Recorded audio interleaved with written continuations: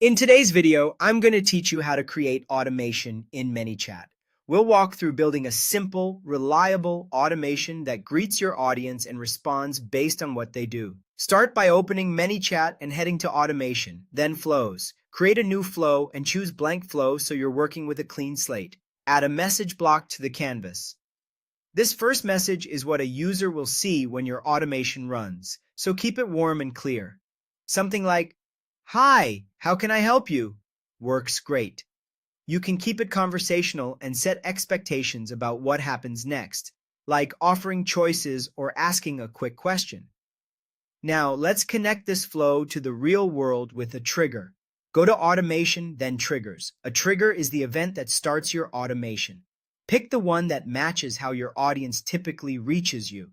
A keyword trigger starts the flow when a user types a specific phrase. An Instagram DM trigger fires when someone messages your account, which is ideal for social engagement. A comment on post trigger helps you respond automatically to people who interact with your content. And a button click trigger is perfect when you want the flow to continue based on a choice the user makes. Choose the trigger that fits your use case and link it to the flow you just created. Back inside your flow, you can now add actions to shape the conversation. Use Send Message to guide the user step by step, offer quick answers, ask a question, or confirm what they want. If you want to deliver a resource, add a Send PDF link action and paste a direct link to your file. This is perfect for lead magnets, checklists, or guides. Make sure the link is accessible on mobile. Buttons help users choose their own path. Add clear, short labels so people know exactly what to tap and connect each button to the next message in your flow for a smooth experience.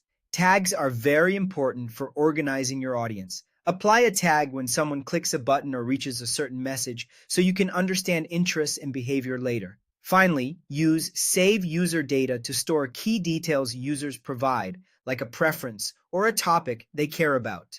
Saving this information lets you personalize future messages and keep your conversations relevant.